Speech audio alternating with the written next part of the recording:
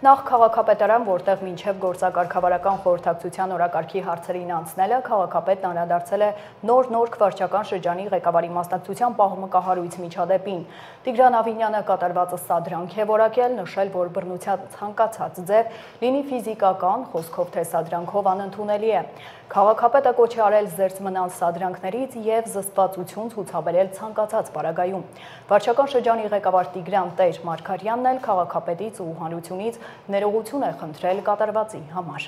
Երևանի քաղաքապետարանի յուրաքանչյուր աշխատակից եւ մասնավորապես վարչական շրջանի ղեկավարները, ովքեր որ Երևանի քաղաքապետի ներկայացուցիչներն են տվյալ վարչական շրջանում, պարտավոր են ցուցաբերել զսպվածություն, կյանքի բոլոր պարագաներում։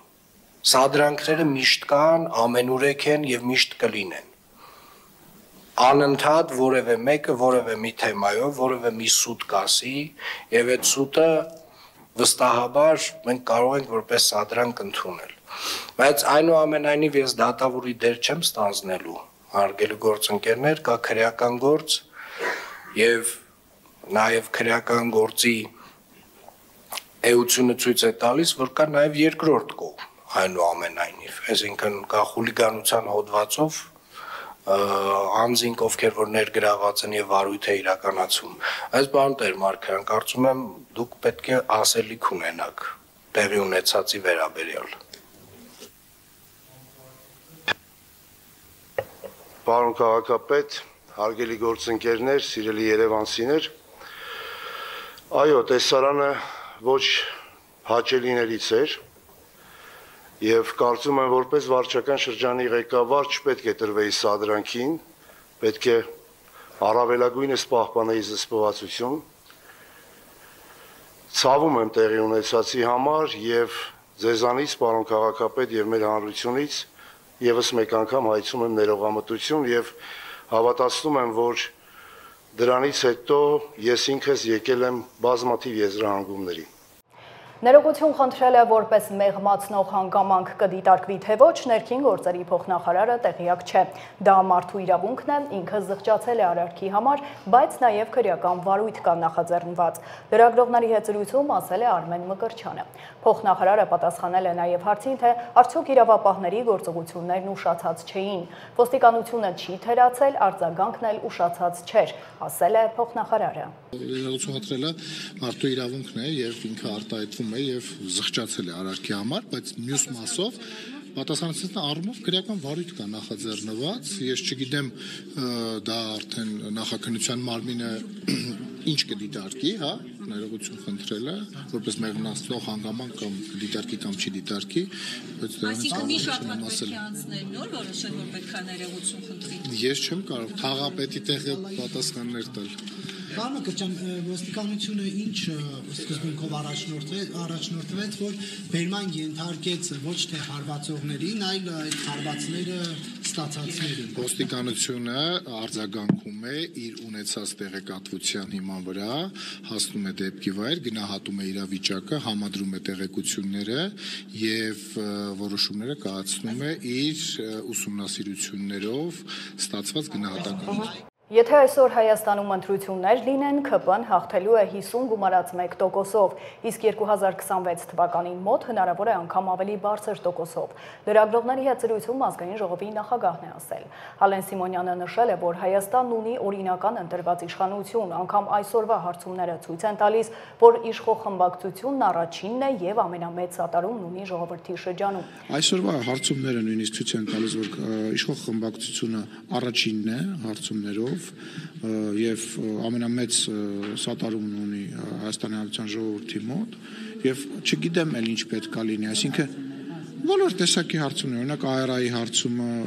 վերջին, որը ես տեսել եմ, ես չեմ հիշում կոնկրետ թիվը թե ինչքան է դարձել, բայց ամենայն դեպս առաջի տեղով քաղաքացիական պայմանագիրն է եւ ես նաեւ կարող եմ ասել, որ վստահ եմ, որ եթե ընտրությունները նույնիսկ այսօր փաթ լինեն, ելի քաղաքացիական պայմանագիրը հաղթելու է այդ ընտրությունները հանրապետություն։ Հաջան։ Ես վստահ եմ, որ այո 50+1%-ով, իսկ 2026 թվականին մոտ կարող է նույնիսկ ավելի շատ տոկոսով։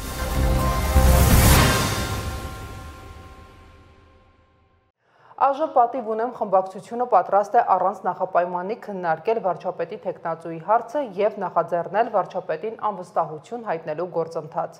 ԱԺ-ում լրագրողների հետ ճեպազրույցում հայտարարել է խմբակցության ղեկավար Հայկ Մամիջանյանը։ Նա շեշտել է, որ իրենց նպատակն իշխանափոխությունն է, այլ ոչ թե իշխանության հասնելը։ Այս պահին վարչապետի թեկնածու դեռ չունեն։ Հայտարարությանն արձագանքել է Ալեն Սիմոնյանը։ Հայտարարության մեջ հստակ նշված է,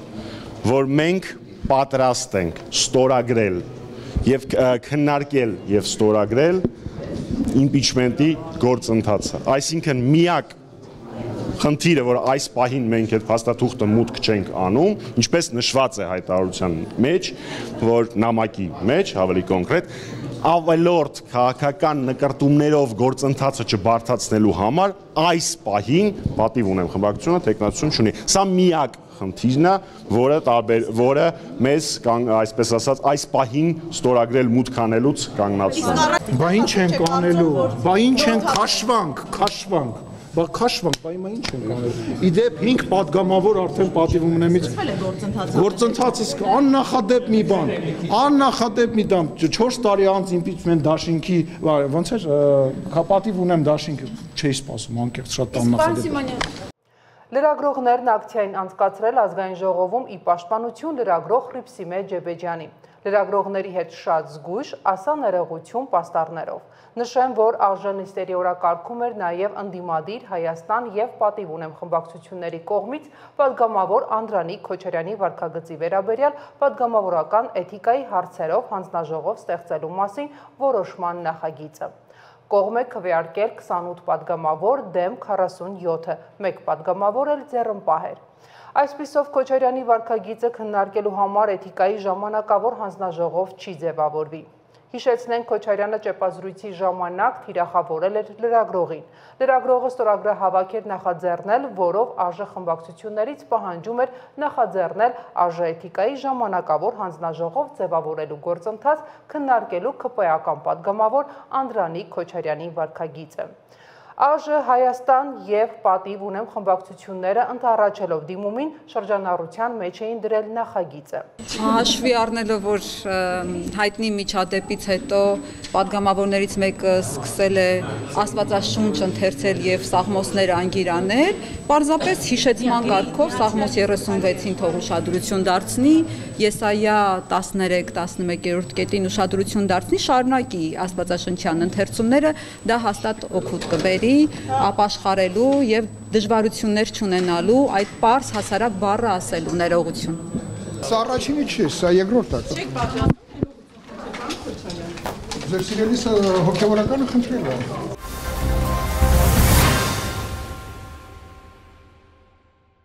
Եվ այսպես վարչապետը կմեկնի Մոսկվա մասնակցելու մայիսյինի միջոցառումներին հարցու պատասխանի ժամանակ լուրը հաստատել է անձամբ Նիկոլ Փաշինյանը։ Նաև պատասխանել հարցին, արդյոք դա չի վնասի Արևմուտքի հետ հարաբերություններին։ Նախ ուզում եմ հաստատել, որ ես մասնակցելու եմ, որովհետև կարծում եմ պիտի որ հայտնի լիներ կամ եթե հայտնի չի եղել, ես ընդունել եմ Ռուսաստանի Դաշնության նախագահի հրավերը մասնակցելու միջոցառումներին։ Երկրորդ մասով ուզում եմ ասել, որ մենք հրապարակային ենք արտահայտել, որ մենք բալանսավորված եւ բալանսավորման արտաքին քաղաքականություն ենք որդեգրել եւ այդ քաղաքականության մեջ չի մտնում ամենևին, որ մենք մեի ուղղությամբ մեր հարաբերությունները կառուցելու ենք ի հաշիվ մեր այլ հարաբերությունների կամ առավել եւս այդ քաղաքականության տրամաբանության մեջ երբեք չի եղել, որ մենք Ռուսաստանի Դաշնություն այցեր չենք ունենալու եւ Ռուսաստանի Դաշնության հետ հարաբերությունները չենք զարգացնելու եւ չենք խորացնելու։ Ինձ համար ճիշտն ասած այդքան էլ հասկանալի չեն այդ մեկնաբանությունները, որովհետեւ բացի իհարկե միջոցառումը շատ կարեւոր է, նաեւ երկրորդ աշխարհամարտում տարած հաղթանակի համատեքստում, բայց նաև այդ հանդիպումներում քննարկվում են հարցեր, այդ թվում երկկողմ օրակարգի հարցեր, տարբեր հարցեր եւ նման առիթները բաց թողելը այնքան էլ ճիշտ չի լինի եւ առավել եւս ես չեմ կարծում, թե այդ քննադատությունները տեղին են կամ եթե քննադատություններ, թե դիտարկումներ։ Արձագանք։ Պարոն վարչապետ, արդյոք կան արդեն պլանավորված երկկողմ կամ այլ հանդիպումներ այդ այցի շրջանակներում։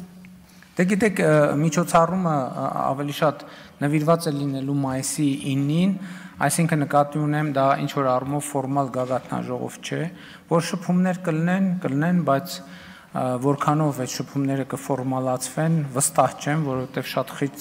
խիտ գրաֆիկ է եւ այդ խիտ գրաֆիկի պայմաններում ենք աշխատելու, բայց որ շփումներ կլինեն, կարծում եմ ակնհայտ է։ Չենք պատրաստվում արտահերտ ընտրությունների, հայտարարել է Նիկոլ Փաշինյանն ու նշել, որ իր անելիքը տեսնում է քաղաքացիների հետ շփումները հնարավորինս ուղիղ եւ չմիջնորդավորված ունենալու մեջ եւ պետք է ասի, որ դա երբեք չի ընդհատվել։ Ինչ վերաբերում է հիբրիդային պատերազմներին, Նիկոլ Փաշինյանն ասել է, որ ունեն ասելիքը պետք է ասեն ժողովրդին եւ ժողովուրդը ինչին պետք է ուշադիր լինի, ուշադիր կլինի։ Վարչապետը միշտ հավատացել է քաղաքացու հետ երկխոսությանը եւ չի հավատացել աղմուկին։ Այնտեղ որտեղ սխալվել ենք, պետք է ընդունենք, որ սխալվել ենք։ Այնտեղ որտեղ չենք սխալվել, պետք է մեր սկզբունքների եւ մեր ճշմարտության համար պայքարենք եւ այդ պայքարի մեջ ինչ պետք է քաղաքացին տեսնի, կտեսնի։ Մենք պետք է ավելի շատ նաեւ մեր անելիքների մասին խոսենք, իսկ ես գոնե իմ անելիքը տեսնում եմ Հայաստանի քաղաքացիների հետ շփումները հնարավորինս ուղիղ եւ չմիջնորդավորված ունենալը եւ պետք է ասեմ, որ ընդ որում դա երբեք չի ընդհատվել։ Ես եթե հետահայաց նայենք վերջին տարիներին, կտեսնենք, որ ամեն տարի կան պնդումներ, որ կառավարությունը եւ քաղաքական մեծամասնությունը պատրաստվում է արտահերթ խորհրդարանական ընտրությունների։ Դա ինչի է դա կապված եղել այդ պնդումը, որովհետեւ Եվ ես եւ մեր մյուս գործընկերները շատ ակտիվ մարզային հանդիպումներ են ունենում, ուղիղ շփումներ են ունենում քաղաքացիների հետ, իսկ արդեն ծանոթ ձեռագիր է նա, որ եթե դու պաշտոնյան անմիջական մոտ տարածությունից քաղաքացի տեսնում է, ուրեմն դա ուղիղ ապացույցն է նրան, որ կառավարությունը կամ քաղաքական մեծամասնությունը պատրաստվում է արտահերթ ընտրությունների։ Իսկ մենք ինչպես եւ նախկինում չենք պատրաստվում արտահերթ ընտրությունների, մենք զբաղված ենք մեր ամենօրյա աշխատանքով եւ քաղաքացիների հետ շփումը դրա շատ կարեւոր մասն է։ Իմիջիայլոց ես նաեւ ուզում եմ ասել, որ կառավարության մեր գործընկերները ներկա են, ես կառավարության նիստերում եմ ասում ու հորդորում եմ, խնդրում եմ, նաեւ պահանջում եմ եւ նաեւ հանձնարարում եմ, որ կառավարության անդամները ունենան նաեւ կաբինետից դուրս աշխատանքային հնարավորինս շատ օրեր եւ ես հիմա նաեւ փորձում եմ օրինակ ծառայել նման գործելակերպի, ինչ վերաբերվում է հիբրիդային պատերազմներին, գիտեք ինչ, ես այդ ամենին վերաբերվում եմ հետեւյալ կերպ, մեր էներգիան սխալ ուղղությամբ եւ սխալ տեղ ուղղորդելու փորձ եմ ես դա որպես դիտարկում, ունենք մենք ասելիք, մենք ասելիքը պետք է ասենք ժողովրդին եւ ժողովուրդը էլ եմ ասում, ինչին պետք է ուշադիր լինի, ուշադիր կլինի։ Հիմա ասենք օրինակ հանրապետությունում 16 միլիոնի ծրագրով 2000 տուն է կառուցվում, 2000 տուն սահմանամերձ գյուղերում։ Դե ինչ հիբրիդային պատերազմ ուզում է լինի։ Չի կարա այդ հիբրիդային պատերազմը այդ տները վերացնի։ Հարյուրավոր մանկապարտեզներ են արդեն կառուցվել։ Հարյուրավոր դպրոցներ են կառուցվում։ Դե ճանապարհներն էլ, բայց հիբրիդները ճանապարհներից չեն օգտվում, դպրոցներից, մանկապարտեզներից չեն օգտվում։ Շնորհակալ եմ։ Խորհրդարանի միջանցքներում դարձյալ ակտուալ է իմփիչմենթի թեման։ Հակոբ Աշակյանն անլուրջ է որակել Նիկոլ Փաշինյանին անվստահություն հայտնելու գործընթացը։ Հարցին այսինքն վարչապետը փայլուն կառավարում է, ազգային ժողովի փոխնախագահը դրական պատասխան է տվել։ Այո, նա փայլուն կառավարում է բոլոր ոլորտներում, ասել է Աշակյանը։ Շատ անլուրջ հարց է, որովհետև որևէ հիմք չկա վարչապետի իմպիչմենտի հարց բարձրացնելու եւ դա անիմաստ աղմուկ է այս ամբողջ կարևոր հարցերի շրջանակներից խուսափելու համար։ Բռնությունը մեր քաղաքական մշակույթում պետք է տեղ չունենա, դատապարտել եմ այն ժամանակ, դատապարտում եմ հիմա նաև ապագայում։ Ազգային ժողովում լրագրողներին ասել է քաղաքացիական պայմանագիր խմբակցության ղեկավար Հայկ Կոնջորյանը, անդրադառնալով նոր վարչական շրջանի աշխատակազմում տեղի ունեցած միջադեպին, որի շրջանակում վարույթներ են նախաձեռնվել։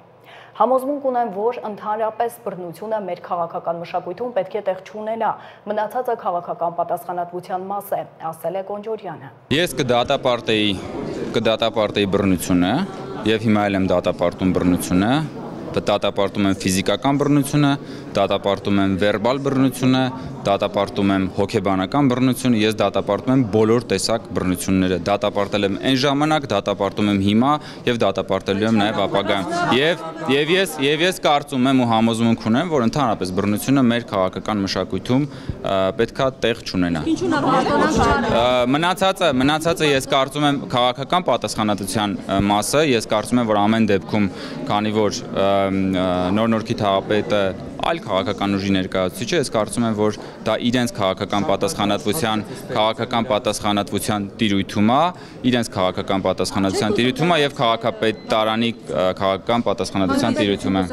Արդեն 4-րդ օրն է 2 տարեկան փոքրիկի որոնողական աշխատանքները շարունակվում են։ Ներքին գործերի նախարարության փոխանցմամբ ուսումնասիրվում են տարբեր վարկածներ, այդ թվում հնարավոր առևանգումը։ Որոնողական աշխատանքներն իրականացվում են ինչպես գետի ամբողջ երկայնքով, այնպես էլ ամբողջ շրջանում։ Տարբեր մարդիկ են հարցաքննվել, զրույցներ են տարվել, մեծածավալ որոնողական աշխատանքներ են իրականացվում նախարարության, ոստիկանության, փրկարար ծառայության եւ կամավորների կողմից, հայտնել են նախարարությունից։ Մայիսի 7-ին Վատիկանի Սիքստինյան կապելայում մեկնարկում է նոր Հռոմի Պապի ընտրության քվեարկությունը կոնկլավը, որն ընթանում է փակ դռների հետևում խիստ գաղտնիության պայմաններում եւ կարող է օրեր տևել։ Ընտրության կանոններին եւ առանձնահատկություններին ծանոթացել է Ռաֆայել Մնացականյանը։ Ռաֆայել, ձեզ եմ փոխանցում խոսքը։ Շնորհակալություն, բարի երեկո հարգելի բարեկամներ, այո, պատմական օրեր ենք ապրում միասին։ Հռոմի նոր Պապի ընտրությունը սկսվում է, ինչպես ընդունված է կարծել, կարդինալները առաջնորդվում են Սուրբ Հոգով եւ քվեարկությանը արտաքին որևէ միջամտություն պարզապես բացառվում է։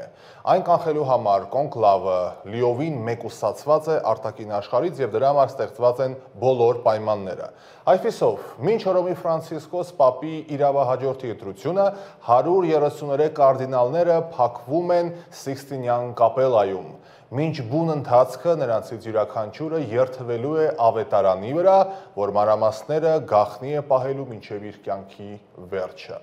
Այսպիսով, բացարձակ եւ հավերժական գաղտնիության կոնկլավը Վատիկանում բոլոր ներկաների պարտականությունն է, սկսած 2 հերթապահ բժիշկներից մինչև կարդինալներին սպասարկող ճաշասենյակի անձնակազմը։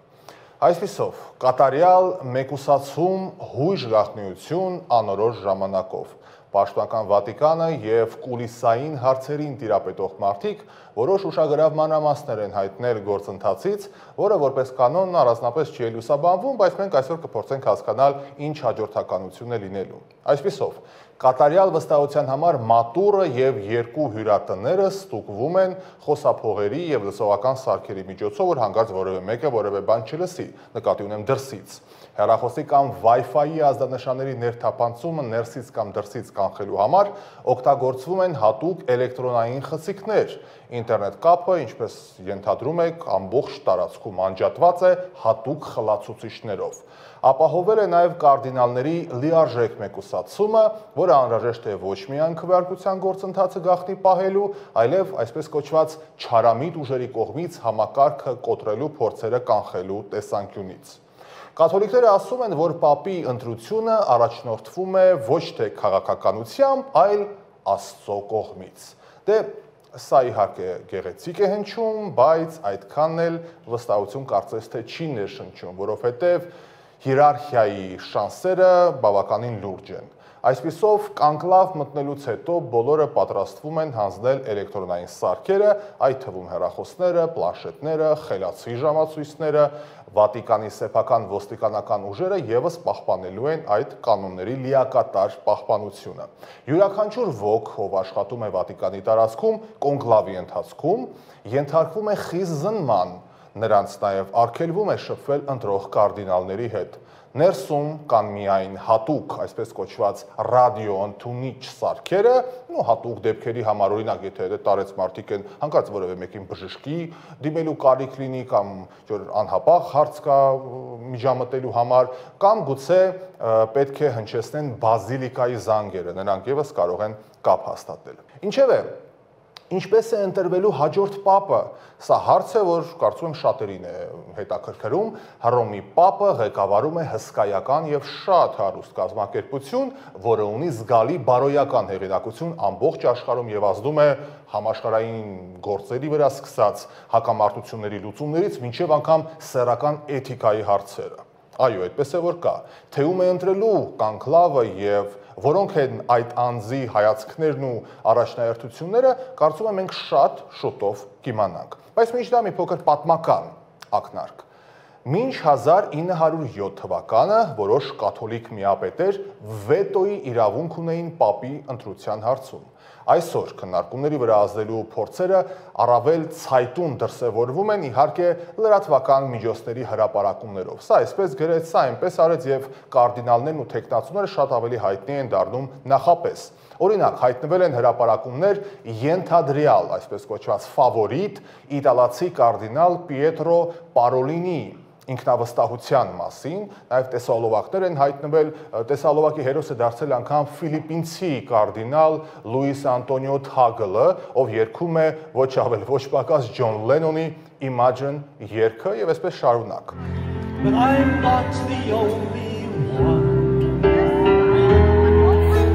Կարդինալներն են որոշում հաջորդ պապին, իսկ կարդինալներին ով է ընտրում կամ նշանակում է անձամբ Հռոմի պապը։ Ֆրանցիսկոս պապը կենթանության օրոք բազմաթիվ կարդինալների է նշանակել, այդ թվում բոլորովին նոր շերտերից ու շրջաններից, իդեպ հարկանշական է, որ նրանց մոտավորապես 60%-ը միմյանց չի ճանաչում եւ հետեւաբար բարդ է որոշակի միասնականություն ապահովել։ Ինչպես կընթանա ընտրությունը, մենք շատ շուտով կիմանանք, քվեարկության ավարտի մասին կհայտարարվի կապելայի ծխնելույզից բարձրացող ծխի միջոցով, կարծում եմ այս կադրերը շատերն են տեսել, եթե այն սև լինի, ուրեմն նոր պանտիֆիկոսը դեռ չի ընտրվել, իսկ սպիտակ ծուխը նշանակում է, որ պապը ընտրված է։ Ընտրվելու համար թեկնածուն պետք է հավաքի ձայների 2/3-ը, եթե քվորում չկա, ծխնելույզից եւս սև ծուխ են բաց թողնում։ Աշխարհը իմանում է ով է դառնում նոր պանտիֆիկոսը, երբ ընտրված կարդինալը դուրս է գալիս Սուրբ Պետրոսի տաճարի պատշգամբ, ողջունելով հավաքվածներին։ Միևնույն ժամանակ նա հայտարարում է իր ընտրած անունի մասին, թե ինչ անունով է ներկայանալու պապության համար։ Վատիկանի մամուլի ծառայության տնօրեն Մատեո Բրունին ճեպազրույցի ժամանակ որոշ ուշագրավ դրվագներ է ներկայացրել կոնկլավի ընթացիկ օրվա մոտավոր ժամանակացույցի մասին։ Նրա խոսքով առավոտյան տեղի կունենա Սուրբ Պատարագը, իսկ կեսօրից հետո կարդինալները Սուրբ Մարթայի տնից դուրս են գալու, շարժվելու են դեպի Պապական պալաց, Սիքստինյան կապելայում հանդիսավոր մուտքի եւ կոնկլավի մեկնարկի համար։ Ամեն օր նախատեսված է առնվազն 4 քվեարկություն, 2-ը առավոտյան, 2-ը կեսօրից հետո, բացառությունը միայն առաջին օրը, երբ ընդամենը 1 քվեարկություն է լինելու, սովորաբար այն արդյունք չի տալիս, բայց այնուամենայնիվ դրվագները հետաքրքիր են։ Հաջորդ օրերին տեղի կունենան եւս 2-ական քվեարկություն, ընդհանուր 4 փուլ, 2-ը առավոտյան, 2-ը կեսօրից հետո, քվեաթերթիկները, որոնցով ընտրում են, այրվում են 2 անգամ, երկրորդ եւ 4-րդ քվեարկություններից անմիջապես հետո, բացառությամբ այն դեպքի, երբ նոր պապը ընտրվում է առաջին կամ երրորդ քվեարկության ընթացքում։ Թե ինչ բարեկամներ, թե ով է լինելու նոր Հռոմի պապը մենք շատ շուտով կիմանանք, իսկ ես ձեզ առաջարկում եմ աղոթել այսօրությամբ։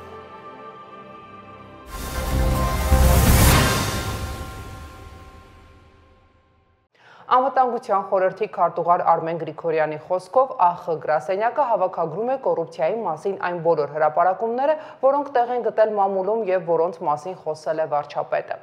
Մենք կազմում ենք զեկույց ու ներկայացնում վարչապետին, ասել է նա լրագրողներին։ Հարցին, թե ԱԽ գրասենյակն ինչ կապ ունի այդ հրապարակումները հավաքագրելու հետ, Արմեն Գրիգորյանը պատասխանել է, որ կոռուպցիան իրենք համարում են ազգային անվտանգության սպառնալիք։ Արմեն Գրիգորյանը հրաժարվել է տալ անուններ, որոնք ըստ Նիկոլ Փաշինյանի կարող են հայտնվել այսպես կոչված ԱԱԾ պատվալում։ Վարչապետը խոսել է մամուլում տեղ գտած կոռուպցիայի մասին հրապարակող ինֆորմացիայի մասին, Անվտանգության խորհրդի գրասենյակը հավաքագրում է այդպիսի բոլոր հրապարակումները, միասնական զեկույց է կազմում, ամբողջական զեկույց է կազմում եւ տեղեկացնում է վարչապետին։ Վարչապետը խոսել է սրա մասին եւ այս աշխատանքը մենք երկար ժամանակ կատարում ենք եւ պարբերաբար բոլորի վերաբերյալ, այսինքն կոռուպցիայի մասին մամուլում տեղ գտած հնարավոր բոլոր ինֆորմացիան, կարող են լինել ինֆորմացիաներ, չեմ ուզում պատմել բոլորի վերաբերյալ եւ հիմնական ուշադրությունը մեր բնականաբար նաեւ կառավարության անդամների թիմ մարմիններում աշխատող քաղաքացիների, այսինքն բոլոր այն հրապարակումները ամենայն հավանականությամբ, որ դուք եք տեսնում, այդ հրապարակումների մասին, երբ որ հրապարակում է լինում, մենք հավաքագրում ենք, զեկույց ենք կազմում եւ ներկայացնում ենք վարչապետին։ Երեք խորհրդարանում հարց ու պատասխանի ժամանակ կատարվածը մեկնաբանել է ԱԺ նախագահը։ Ալեն Սիմոնյանն ասել է, որ ներողություն պետք է խնդրեն ընդդիմադիրները, որովհետև նախորդ օրը ստեղծված վիճակը ընդդիմադիրների գործունեության լկտիության հետևանքն է։ Վարչապետն էլ, ես էլ մարդ ենք մսից ու արյունից նյարդեր ու համբերություն ունենք, որը սպառվում է, ասել է Սիմոնյանը։ Ես կարծում եմ, որ ընդդիմադիրները պետք է ներողություն խնդրեն, որովհետև այդ ամեն ինչը ընդդիմադիրների գործունեության, այդ լկտիության, պահվածքի հետևանք է, որովհետև անընդհատ, գիտեք ինչ, այդ աստիճանը դահլիճում դուք չեք զգում ինչա կատարում, տեսախցիկներով, վերևից շատ բան է երևում։ Այդ աստիճանը լարվածության անընդհատ բարձրանում է, սկզբից սկսում են քեզ ընդհատել, երբ որ դու միտք ես ասում։ Հետո դրանից հետո սկսում են դույով խոսալ, հետո դրանից հետո սկսում են սուտ խոսալ, ակնհայտ սուտ խոսալ, հետո դրանից հետո սկսում են բղավել, հետո դրանից հետո սկսում են կոլեկտիվ ձևով բղավել։ Այդ լարվածությունը բերում հասցնում է նրան, ինձ ամենաշատ տարվող հարցը գիտեք որն է, որ մարդկանց հետ շփվում եմ, ասում են Ալեն ջան, ո՞նց ես դիմանում, ո՞նց է քո ներվերը դիմանում։ Այսինքն դուք չեք պատկերացնում այդ լարվածությունը ինչ աստիճան է, ձեզ թվում է տենց եկան, սենց կանգնեցին, ասեց մատորը ռեկ, գնաց ու սկսում են իրար վրա գոռալ։ Դա արդարացում չի բնական է, դա արդարացում չի, բայց դա պետք է հասկանալի լինի յուրաքանչյուր մարդու համար եւ վարչապետն էլ ես էլ մնացած բոլորս մենք մարդ ենք, մսից արունից ենք, մարդ ենք եւ մենք էլ նյարդեր ունենք եւ համբերություն ունենք, ասենք ասում եմ այդ լկտիությունը, այդ երեսպաշտությունը, որ ասենք, որ կողքիներով նստած, իրար կողք նստած, մեկը էս ինչն է արել, մեկը են ինչով է հայտնի, մեկը են միսով է հայտնի, մեկը են միսով է հայտնի, գալիս ասում են, բռնեք դրանց, այդ գալիս է իսկական այդ վարչապետը ճիշտ էր ասում, այստեղն է հասնում։ Հիմա մենք երկու քարի արանք ենք, այսինքն դառնալ դեսպոտ եւ բռնապետ, բավարարելով այսօրեական ժողովրդի պահանջը, որ ասում են տարեք դատեք դրանց, բառացի ասում են տարեք դատեք դրանց։ Անունները տալով ասում են հերիք եղավ, ասում են տարեք դրանց գցեք բանը։ Խեր անցյալ ընտրությունների մեր Քարոզարշավի հաջողված, որտեղ ընտրությունները հաղթեցինք։ Բանը երկաթե մանդատը։ Խի երկաթե մանդատ, խի այդ չագուճ, ինչի համար, ինչ որտեղից առաջացավ, ինչի, չգիտեմ, գնդակը չէր, չգիտեմ կամ որևիցե այլ բանը չէր։ Որովհետև ասում են մարդկանց տեղն է հասել։ Ու այդ մարդիկ ինչի ավելի շատ տեղ է հասնում, որովհետև այդ մարդիկ գառների դեմքը բաները հակնում են, դիմակները հակնում են, գայլ լինելով, գալիս են նստում են ստեղ եւ ասում են, բայց իմացաք, տարան մարդուն 12 ժամ պահեցին, բա սա անելու բանա, բայց իրա ձեռը միջև ստեղ արյան մեջ է, իրա ջեբ այն փողը, որով իրանք լրատվամիջոցներ են առնում, ոչ մի լրատվամիջոց նկատի չունեմ կոնկրետ, այն փողը, որոնք իրանք ծախսում են ընտրությունների եւ այս քաղաքական process-ի վրա, այդ ամեն ինչ այդ փողերը հոր տնից էին բերել։ Խորհրդարանում տեղի ունեցածին է անդրադարձել Ռաֆայել Մնացականյանը։ Ռաֆայել, խոսքը փոխանցում եմ ձեզ։ Շնորհակալություն, բարի երեկո հարգելի բարեկամներ։ Կառավարություն, ազգային ժողով հարց ու պատասխանի շրջանակներում երեք մենք ականատեսը եղանք քաղաքական լարվածության հերթական դրվագի, ատելության ու իրարամերժության հերթական սեանսը բեմադրված էր ուղիղ եթերում, որը պատկան լրատվականները հերթական անգամ փորձեցին ներկայացնել ամեն մեկը իր տեսանկյունից որոշակի գնահատականներ տալով։ Այսպիսով կրքերը թեժացան այն ժամանակ, երբ ազգային ժողովի ամբիոնից ու դահլիճից խոսվեց լրատվամիջոցների մասին, նրանց գործունեության մասին, ում մասին ինչ են գրում եւ այսպես շարունակ, թե բա գիտեք ինչ են լրատվականները գրում ձեր մասին։ Հարց իշխանությանը։ Հայաստանի Հանրապետությունում կա դատական իշխանություն, որ մամուլի հոդվածներով գնայինք, հիմա ձեզ կախաղաններ էինք անել եւ Հայաստանից արտաքսել էինք ընդհանրապես։ Այսինքն մամուլի, բայց ձեր մասին ինչ են գրում մամուլի հոդվածներ։ Դուք ընդհանրապես ինչ եք ասած, ձեր մասին գրում եք, որ դուք օտարերկրյա շպիոններ եք։ Ինչ գործ ունեք, դուք ես դահլիճում ընդհանրապես նստած։ Մամուլի հրապարակումներով առաջնորդվեմ, սաղից պետք է տանեմ լսեմ ԱԱԾ-ի պատվալը։ Այնուհետև վարչապետը դիմում է Հայաստան խմբակցության պատգամավոր Սեյրան Օհանյանին, նշելով. Առաջինը դու պետք է գնաս ու դու կգնաս։ Հերիքա մամուլի բան անես։ Մամուլը ձեր մասին ինչա գրում։ Ինչա գրում ձեր մասին մամուլը։ Գրում է, որ օտարերկրյա գործակալ եք, 5-րդ տանիվ եք, ազդեցության գործակալ եք մամուլը։ Մամուլի գրածների նստեք տեղները ձեններդ կտրեք, ներվերս էլ չուտեք։ Դե ինչպես բարդ չէ ենթադրել, իրավիճակը պայթեց։ Նստեք։ Ուրեմն դու յոթ չխոսաս, նստի տեղը, դու յոթ չխոսաս, եղավ։ Փաշինյանը հայթեր մթնոլորտում հռետորական հարց է տալիս. Սևանի ափին քեզ առանձնատուն որտեղից։ Սևանի ափին քեզ որտեղից տուն, որ միաներ եկել ես մամուլի հրապարակումներից խորհուրդ։ Որտեղից քեզ Սևանի ափին։ Դու ինչ իրավունք ես Սևանի ափին տուն ունենա։ Դե պարոն Փաշինյան, ժողովրդի մի հսկայական հատված այդ հարցն է տալիս որտեղից ու ոչ միայն մեկ անվան շուրջ, շատ մարդկանց այդ հարցը տալիս, ուղղակի գիտեք ինչն է վատ, շատ վատ, որ 7 տարվա իշխանությունը դեռ հարցեր է տալիս, իմ կարծիքով արդեն վաղուց, շատ վաղուց պատասխաններ պիտի հնչեին։ Իդեպ, հասկանալի է, չէ, որ այս քաղաքական յուղոտ կտորները, թե ինչպիսի ախորժակով են հրամցվում լրատվականների կողմից։ Այս տեղեկատվական ճակատամարտի մեջ ես մի ուշագրավ դրվագ եմ նկատել, որը առանձնացրել եմ ձեզ համար, ընդդիմադիր թերթերից մեկը, իդեպ ես դիտմամբ անունը չեմ տալիս, հետաքրքիր մի անդրադարձ է արել, մեջբերում եմ։ Երեկվա խորհրդարանական նիստը, որը կարող էր լինել քաղաքական առողջ բանավեճի հարթակ, վերածվեց քաղաքական հաշվեհարդարի եւ սպառնալիքների ներկայացման։ Մեջբերման ավարտ։ Ինչ խորհրդարանական նիստ, որը կարող է լիներ քաղաքական առողջ բանավեճի հարթակ, ինչպես ասում էր դասականը, այստեղ մի հարց, դուք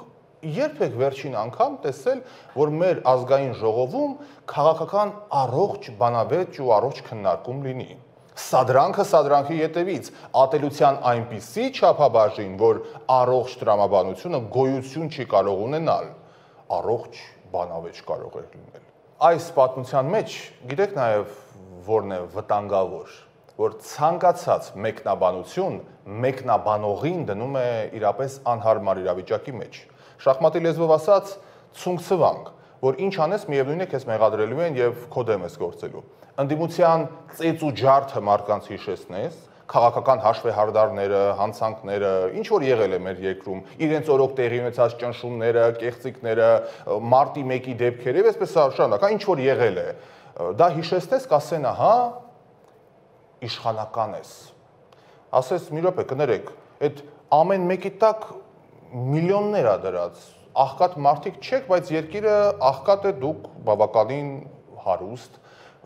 Ոնց է այսպես ստացվում, կասեն, ահա կրկին, իշխանական թեզն ես առաջ տանում։ Լավ, շուտ գաս իշխանության, ասես հարգելի իշխանավորներ, 7 տարվա մեջ քանիսը նստեցին, քանի թալանչի պատասխան տվեց ձեր ձևակերպմամբ, որ մի խոշոր խաղացողն է կանգնել դատարանի առջև եւ վերջնական հասկացել ենք ինչ է արել, ոնց է արել եւ այլն։ Ոչ մեկ։ Ահա, այդ ամենաբարձրաձայնից կասեն Ռաֆայելը ընդդիմության ջրաղացին է, ջուր լցնում։ Բարեկամներ, Ռաֆայելը ընդդիմադիրների անունը լսել հավատացեք, չի ցանկանում ջուր լցնող լինի, կարապիլիճը կլցնի։ Բայց եթե լուրջ խոսենք այս լուրջ թեմայի մասին, իշխանական աղբյուրներն էլ նշում են, որ վարչապետը իր ելույթի ընթացքում արձագանքելով ընդդիմադիր падգամավորների հարցերին, ժեստ է արել ձեռքով եւ պարանոցին է տարել ձեռքը, հստակ բառացիորեն ասելով, որ այստեղս եք հասցրել։ Սակայն ինչպես միշտ կրկին լրատվականներից ոմանք այդ ժեստը ցուցադրում են համացանցում եւ ոչ միայն եւ ասում են վարչապետը սպառնացել է, ասել է վիզ եմ կտրելու։ Ընկերներ, այն որ բոլորին են հասցրել, ժողովրդին են հասցրել, դա հաստատ է։ Ես ընդհանրապես մեր ժողովրդի համբերության վրա եմ զարմանում, բայց մյուս կողմից գուցե սա ոչ թե համբերություն է, այլ ինքնապաշտպանական բնաստ։ Հին է մեր ժողովուրդը հազարամյակների պատմությամբ, ինչեր ասես, որ չի տեսելում, լծի տակ ասես, որ չի ապրել, տենց բաներ է տեսել, եւ կարծում եմ ինքնապաշտպանական բնազդ ունի, ինչ ուզում ես ասա, բայց ժողովուրդը որպես հավաքական կերպար շատ լավ գիտի, թե ով է, փրկիչներն ովքեր են, այլընտրանքներն ովքեր են, իշխանություններն ովքեր են եւ այսպես շարունակ։ Նախկիններն էլ անշուշտ գիտեն, թե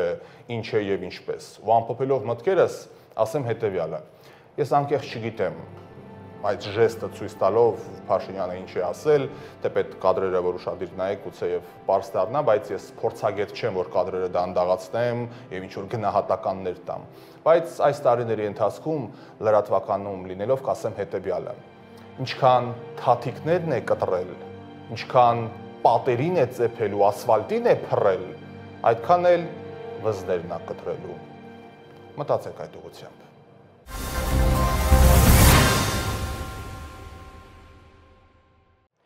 Շարունակենք։ ԱԺ-ում Ալեն Սիմոնյանը խոսել է նաև Նոր Նորքի թաղապետարանում տեղի ունեցածի մասին։ ԱԺ նախագահը պատասխանել է հարցին, արդյոք քաղաքապետը վարչական շրջանի ղեկավարին աշխատանքից ազատելու կաշկանդվածություն ունի եւ ինչու չազատվեց աշխատանքից Տիգրան Տեր-Մարգարյանը։ Շատ վատ դեպք կա, հանրապետություն կուսակցություն, լսեք, քաղաքական հետևանքը, լսեք, հարգելիս, դատապարտելը որն է, դա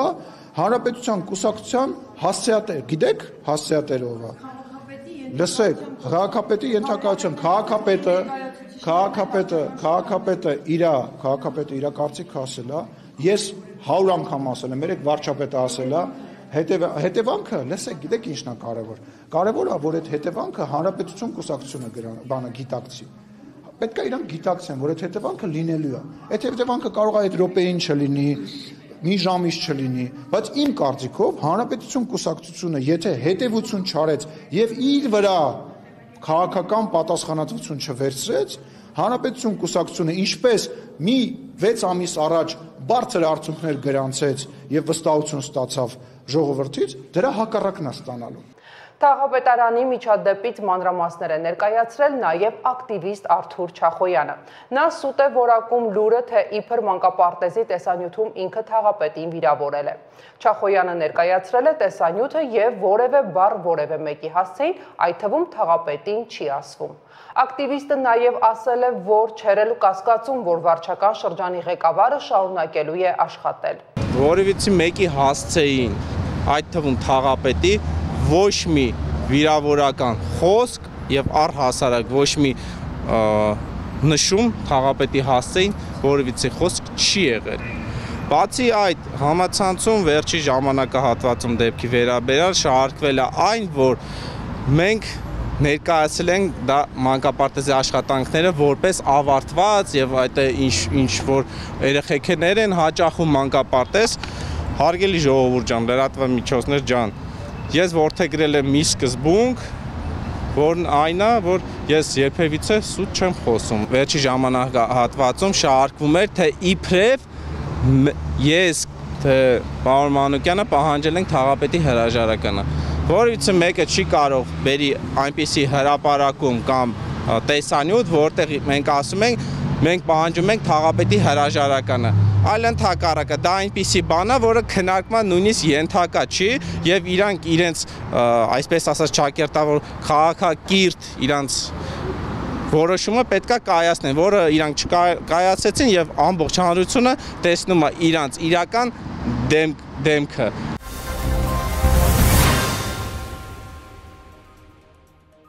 Կրեմլում Ռուսաստանի Դաշնության նախագահ Վլադիմիր Պուտինը հանդիպել է Չինաստանի նախագահ Սի Ցինփինի հետ։ Չինաստանի ղեկավարը մայիսի 8-ին օրվա մեծ մասը կտրամադրի իր ռուս գործընկերոջ հետ բանակցություններին, իսկ մայիսի 9-ին կմասնակցի հաղթանակի 80-ամյակին նվիրված հանդիսություններին, որոնցում նա կլինի գլխավոր արտասահմանցի հյուրը։ Պուտինի եւ Սի Ցինփինի բանակցությունները սկսվել են նեղ կազմով, որը ըստ էության նույնպես բավականին մարդաշատ էր հաշվի առնելով չինական պատվիրակության անդամների թիվը։ Այնուհետև ռուս-չինական գագաթնաժողովը շարունակվել է ընդլայնված կազմով, կառավարության անդամների եւ խոշորագույն ընկերությունների ղեկավարների մասնակցությամբ։ Հանդիպման ընթացքում ընդունվել են երկու համատեղ հայտարարություն, այդ թվում գլոբալ ռազմավարական կայունության վերաբերյալ։ Ռուսաստանի Դաշնության նախագահ Վլադիմիր Պուտինի եւ Չինաստանի ղեկավար Սի Ցինփինի պաշտոնական բանակցությունները տևել են 3.5 ժամ։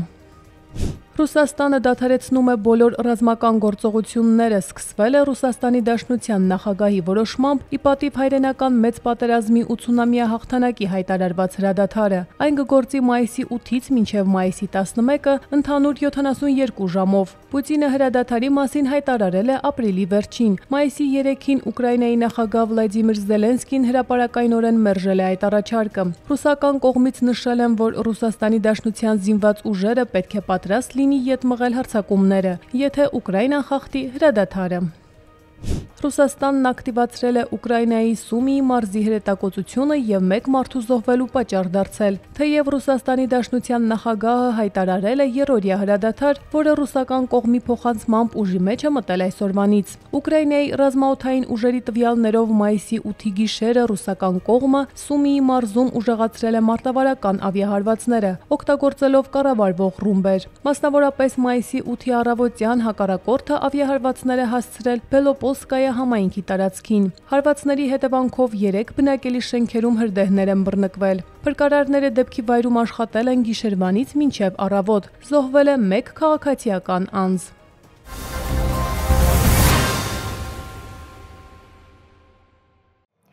Եվ այսպես մայիսի 9-ն հայրենական մեծ պատերազմի հաղթանակի օրն է։ 1941-ին ֆաշիստական Գերմանիայի հարձակմամբ Խորհրդային Միության վրա սկսվել է պատմության ամենաողբերգական եւ միաժամանակ ամենահերոսական էջերից մեկը։ Հայրենական մեծ պատերազմը, որին զոհ է դարձել Խորհրդային Միության մոտ 27 միլիոն քաղաքացի։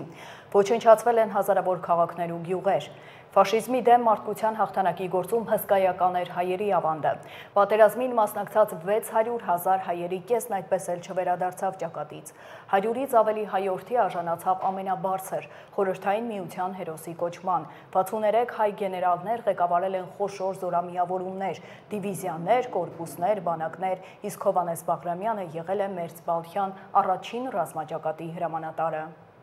Հաղթանակի նվիրված միջոցառումներին ներկա է վարչապետը Նիկոլ Փաշինյանը Մոսկվա է ժամանել 3։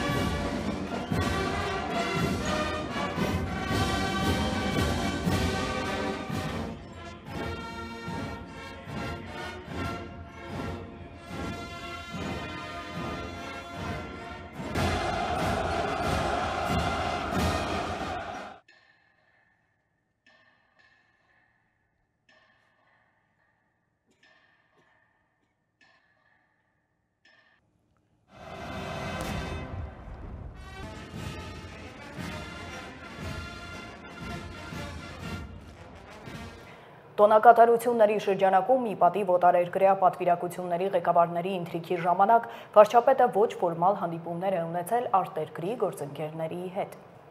Հաղթանակի ու խաղաղության տոնի առթիվ Հանրապետության նախագահը ազգային ժողովի նախագահի եւ երկրի բարձրագույն ղեկավարության հետ այցելել է հաղթանակ զբոսայգի։ Նրանք ծաղկեպսակ են դրել անհայտ զինվորի հուշակոտ հողի, նաեւ ծաղիկներ խոնարել անմար կրակի մոտ, հարգանքի տուրք մատուցել ֆաշիզմի դեմ մղած պայքարում, ինչպես նաեւ Հայաստանի Հանրապետության պետականության, անկախության եւ ինքնիշխանության համար կյանքը զոհաբերած նահատակների հիշատակին։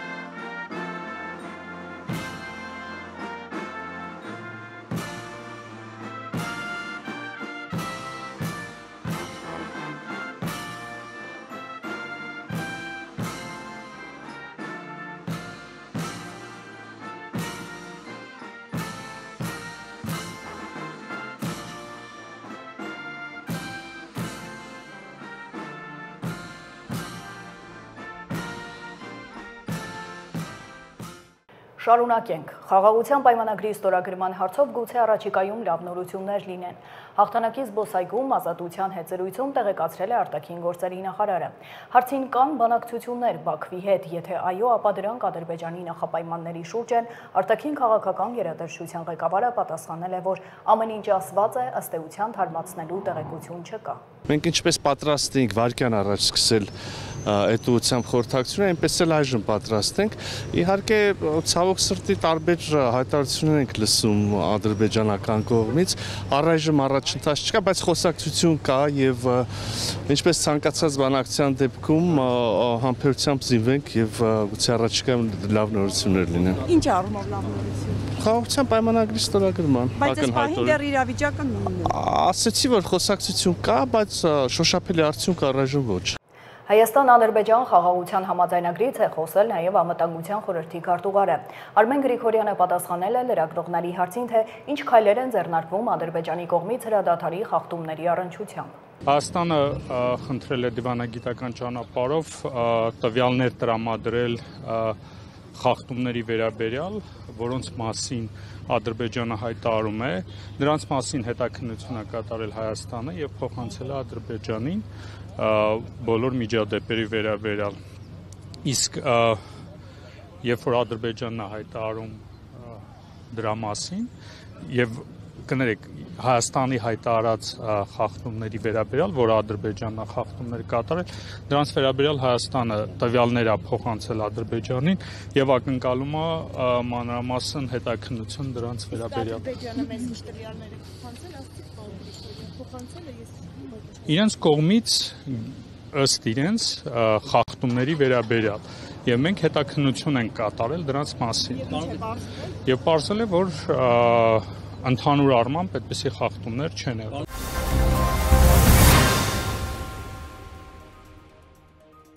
Մոսկվայի Կարմիր հրապարակում տեղի ունեցավ հաղթանակի օրվա 80-ամյակին նվիրված ռազմական շքերթ։ Միջոցառումը սկսվել էր Մոսկվայի ժամանակով ժամը 10-ին եւ տևել է մոտ 2 ժամ։ Շքերթին մասնակցում էին Ռուսաստանի զինված ուժերի ստորաբաժանումները, ինչպես նաեւ պատվավոր հյուրեր եւ միջազգային պատվիրակություններ։ Միջոցառման ընթացքում ցուցադրվեցին ինչպես ժամանակակից, այնպես էլ պատմական ռազմական տեխնիկայի նմուշներ։ Շքերթի ընթացքում Ռուսաստանի Դաշնության նախագահ Վլադիմիր Պուտինը ընդգծել է պատմական հիշողության պահպանման, միասնության եւ նացիզմի դեմ պայքարի կարեւորությունը։ Ռուսաստանի Դաշնության նախագահը շնորհավորել է քաղաքացիներին, վետերաններին, զինվորականներին եւ բոլոր հյուրերին մեծ հաղթանակի տոնի կապակցությամբ։ Նա հպարտությամբ նշել է, որ մայիսի 9-ը մնում է Ռուսաստանի համար ամենասրտաբուխ եւ միավորող տոնը։